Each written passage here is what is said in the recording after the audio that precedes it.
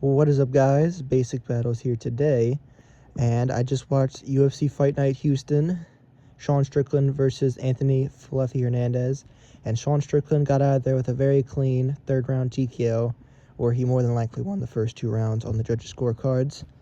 The fight night started out pretty, mediocre, not a lot of excitement, but a lot of, decisions, and but it did pick up at the end.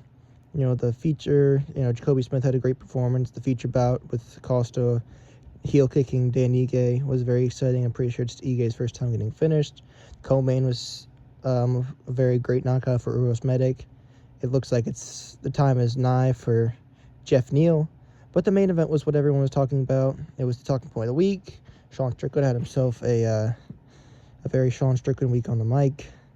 I personally am not really a fan of his shtick. He comes off as hypocritical and, just not a very, just not the kind of guy you want to be seen rooting for, But he did have a very impressive performance, and he did prove that he is still one of the very best in the middleweight division. And it was sadly very predictable, Anthony Hernandez came in as a nearly minus 300 favorite. I personally picked Sean Strickland to win because I had not seen Anthony Hernandez.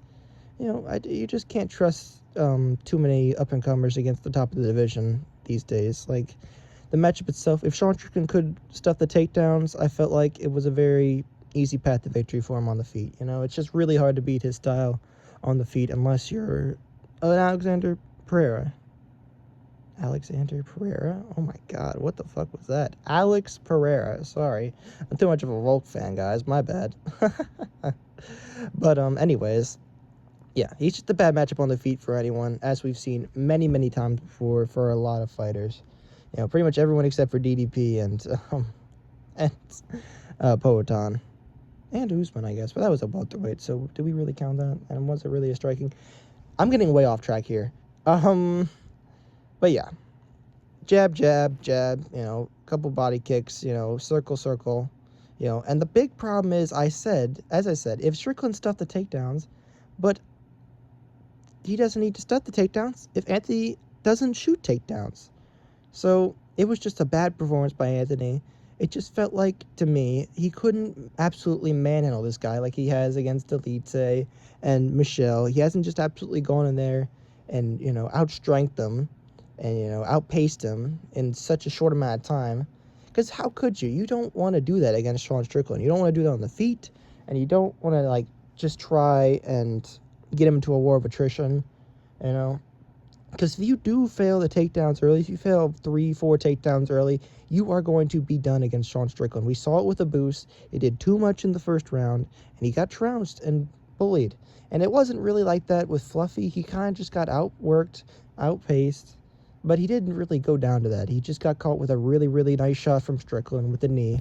And then Strickland, to his credit, even though he doesn't get a lot of finishes, he does know when to pounce on someone when they're done. He did it with Allen. He did it with Izzy when he knocked him down. He did it with a boost. He just walked him down. He really swung for the fences when he hurt him. So, yeah, he does know how to, he is a shark when it comes to finding a finish. Problem is, he just doesn't hurt his opponents that much.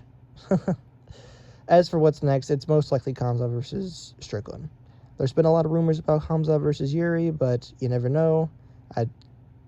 Honestly, I think it should and would be Yuri versus Zolberg if Poatan is moving up, which I believe he will, against Cyril Gane in interim. And then Hamza versus Strickland at some point. I don't know if Hamza would fight at the White House. Strickland, I'm pretty sure, said he doesn't want to fight at the White House, but for a title opportunity, I'm sure he'll fight on the moon. So yeah, that could be interesting. Might be our opportunity to get, I just feel like the White House is going to be obviously it's going to be around 4th of July. It's on the lawn of the president's, house, so it's probably going to be American themed. So having an American title challenger along with Justin Gaethje, the fact that they're going to be a combined minus 1,600 dogs against Hamza and Ilya is going to be pretty funny. But yeah.